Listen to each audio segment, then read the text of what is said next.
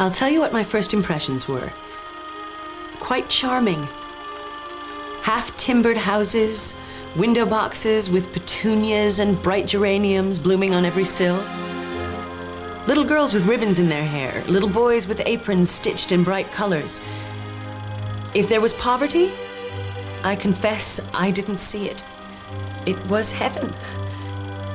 And everywhere you went, music.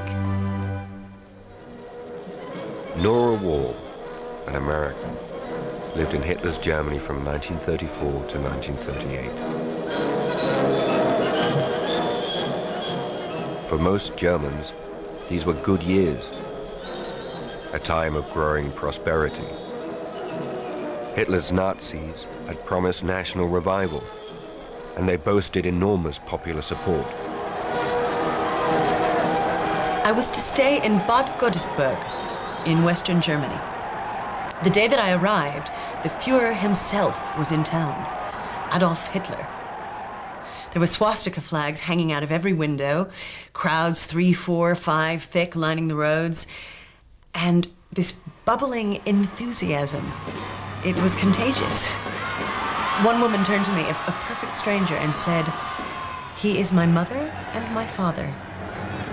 He keeps me safe from all harm." Germany in these years was gripped in a cult of the Führer, the leader. The Nazis urged Germans to put their differences aside, to rally behind Hitler, trusting in the glorious future of their country and the fact that Hitler could do no wrong. It was terribly exciting, like a festival. And the welcome that I got was warm, embracing. I don't know what I was expecting, quite, but certainly not such generosity.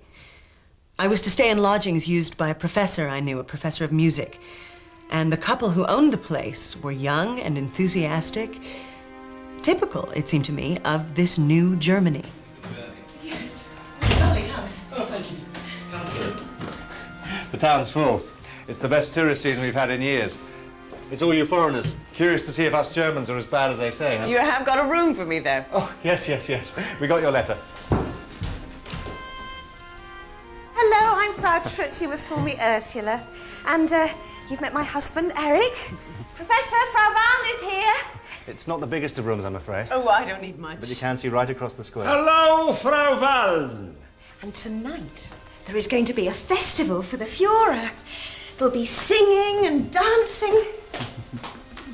And you will have a splendid view. You're too kind. No, never too kind. We want you to enjoy your stay.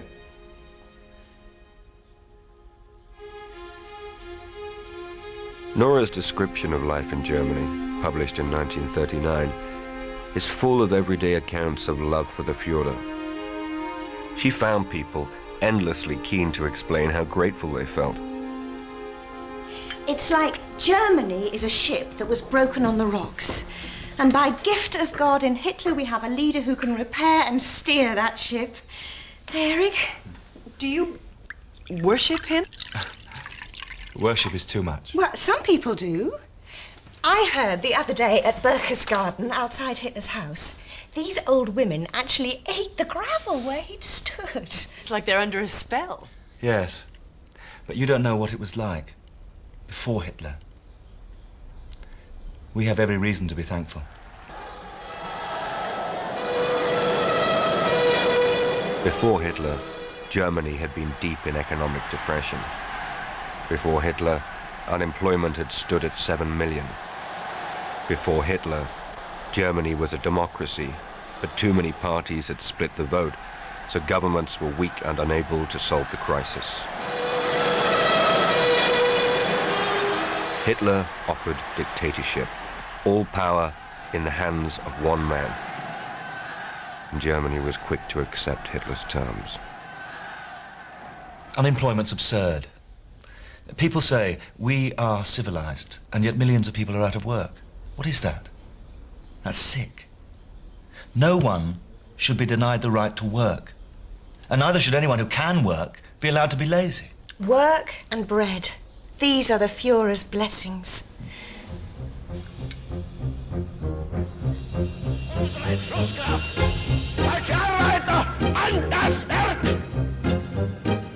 Putting Germany back to work was Hitler's first and most pressing problem. But because he was all-powerful, he had the clout to carry out large-scale work programs, like building autobahns, motorways to link the nation together. By 1935, unemployment had fallen to just 2 million. By 1939, it was gone.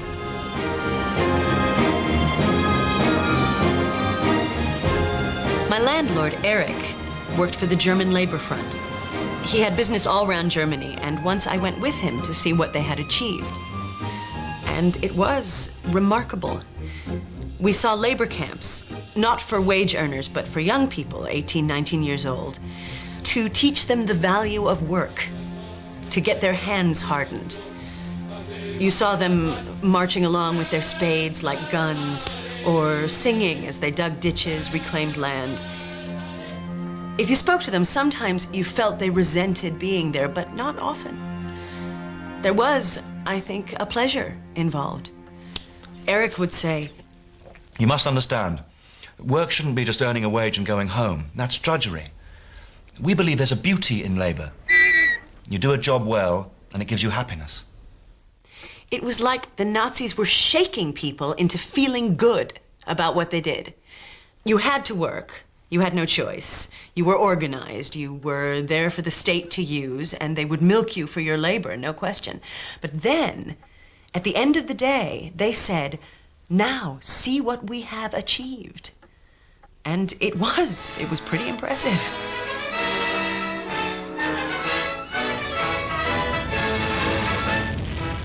The work program was vast and triumphal.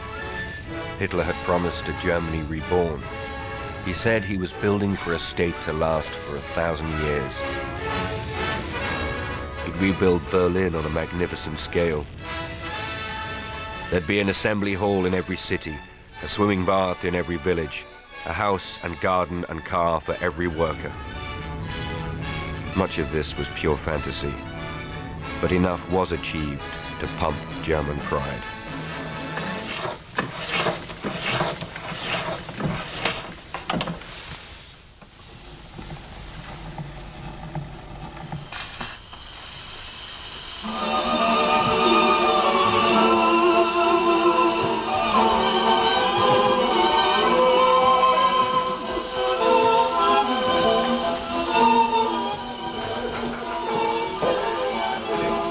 Confidence.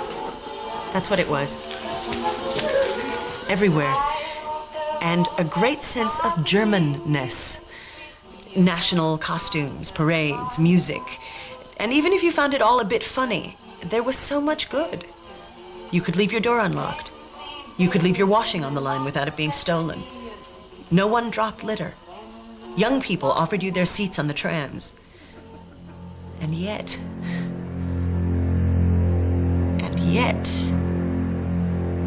I didn't believe it.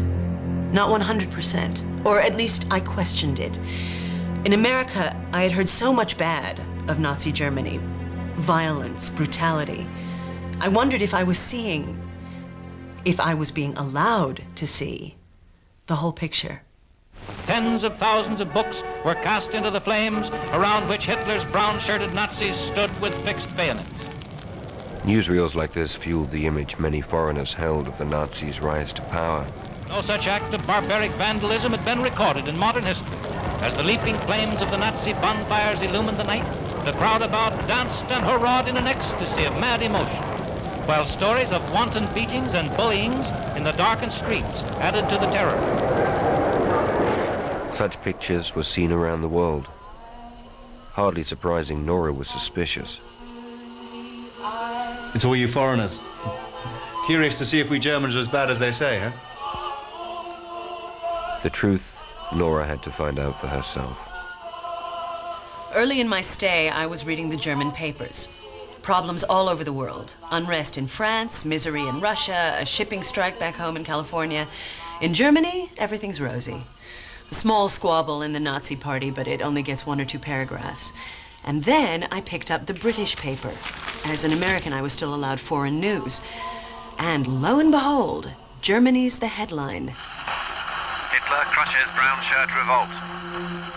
No pity for Hitler's friends. Shot, he says, for treason. Hitler's chief of staff executed. It was the night of the Long Knives, June 30th, 1934. Hitler had butchered 400 top brown shirts, the very men who helped him grab power in the first place. Just a mockery of lawful government, and the German papers so carefully censored. I was so shocked. I wanted to speak to someone, so I launched into this spiel at Professor Moritz, the musician who kept the lodgings upstairs. And his reaction, I will never forget. This extraordinary phrase he came out with. Still, sprich durch die Blume. Shh! Speak through a flower. I didn't know what he meant. And then it dawned on me. Speak through a flower. Say only good things. Don't criticize. If you must talk of the Führer, then it must be because you wish to praise him. Or else do not speak at all. He blocked up the keyhole with putty. He stuffed a pillow along the base of the door. He pulled out the cables of the telephone. These days in Germany, you cannot be too careful. And I think it was only then that I realized how terrified some people were. Let me tell you a story. Maybe you'll learn more what it feels like to live in this Germany now. Another week I go to a shop. I say to the shopkeeper, how's business? Just small talk. Stupid thing to say. His wife goes, business? It's bad. It's non-existent. We don't notice, but another customer's come in. Yesterday I go back to the shop. I say to the shopkeeper, how's your wife? He says, they've taken her away for re-education. Somebody heard her grumbling. She said business was bad, so they turned her in.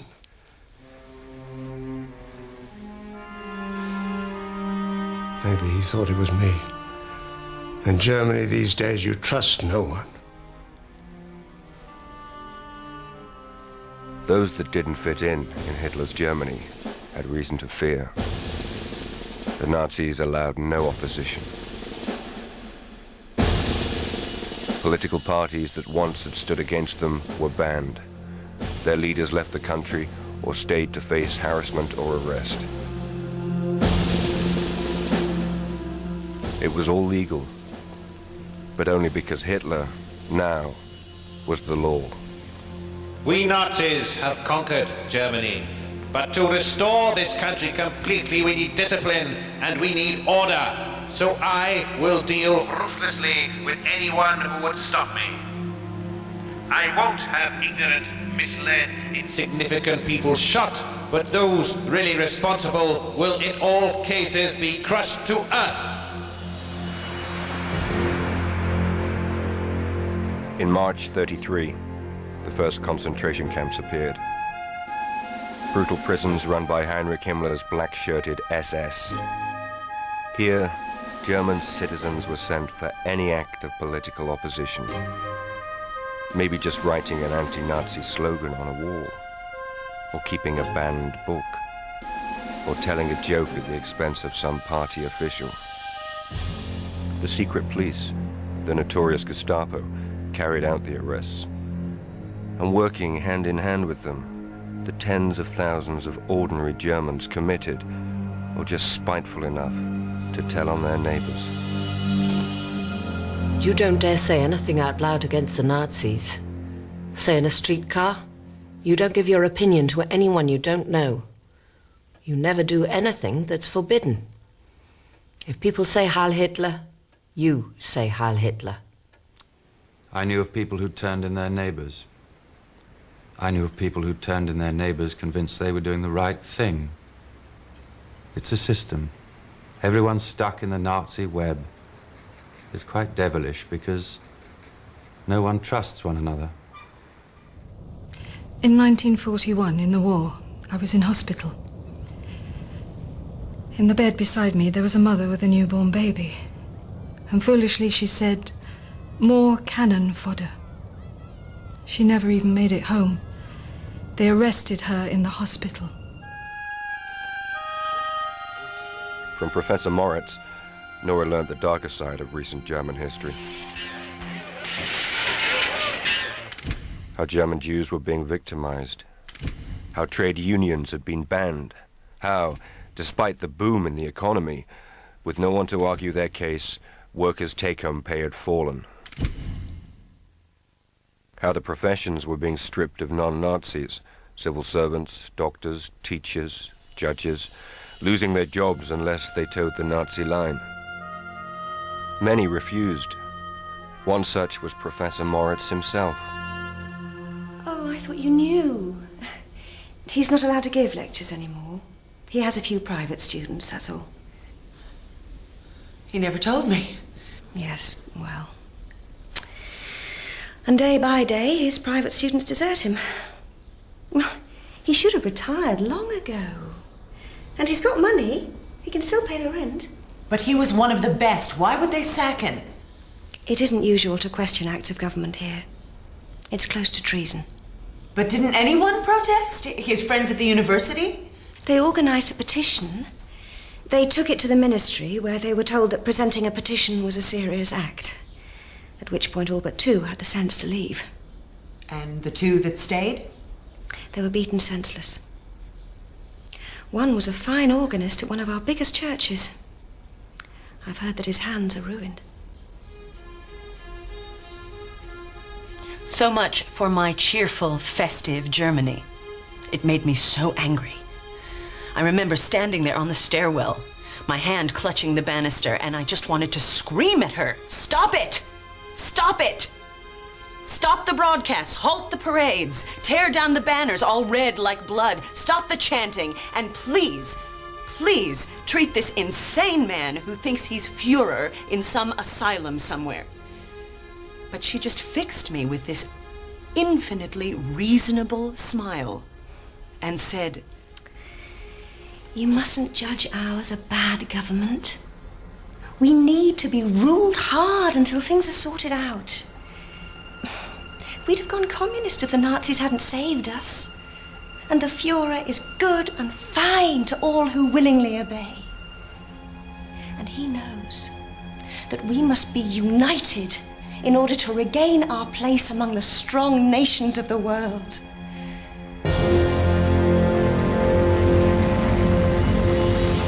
To regain our place among the strong nations of the world. Hitler's seductive promise. The Versailles Treaty had left Germany weak.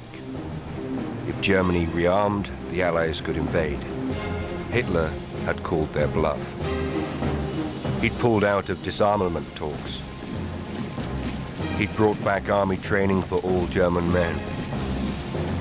And in '36, he'd marched into the Rhineland, a buffer with France where no German troops had been allowed since 1990. The Gazette presents the first actual pictures to reach this country of the German troop movements, which have caused the biggest political sensation of recent times. Where does it all lead? To a new war or to a surer peace?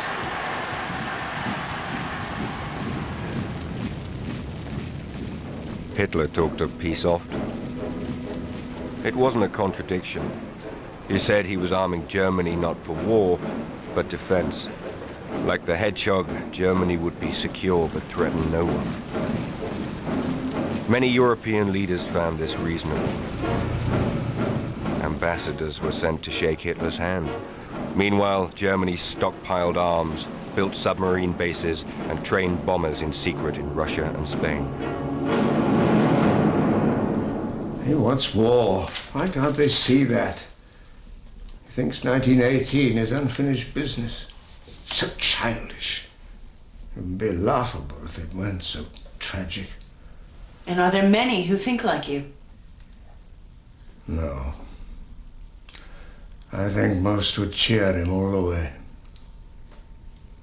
But I'll tell you something. Each time he takes a gamble, announcing national service, marching into the Rhineland, beforehand, each time there were arrests. pacifists and so on, taken to the camps. Everyone knows someone who knows someone who's disappeared. Just a little terror. But would they do this if they truly believed we all supported them?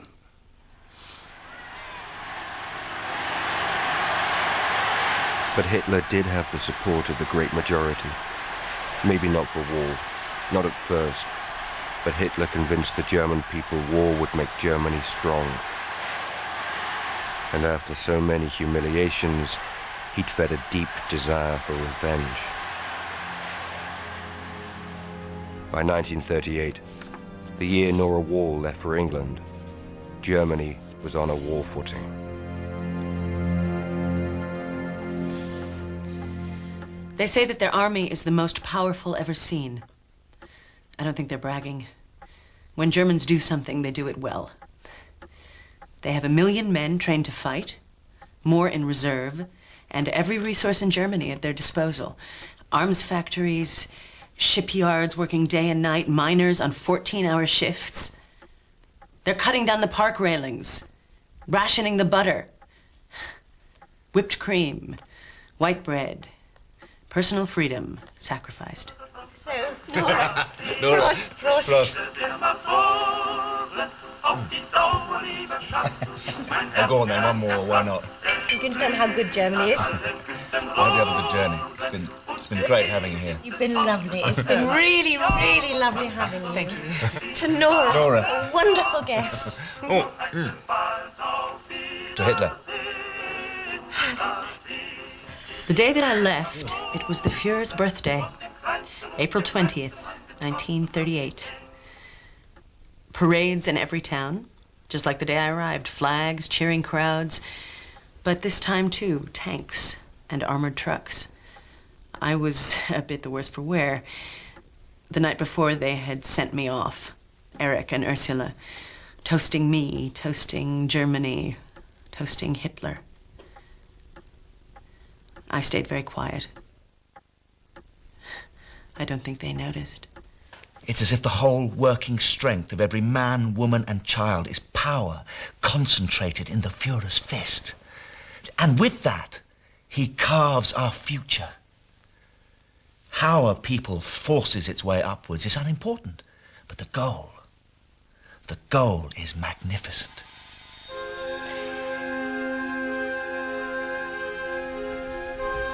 And you know, I don't think it was the drink that made their faces glow with such radiance.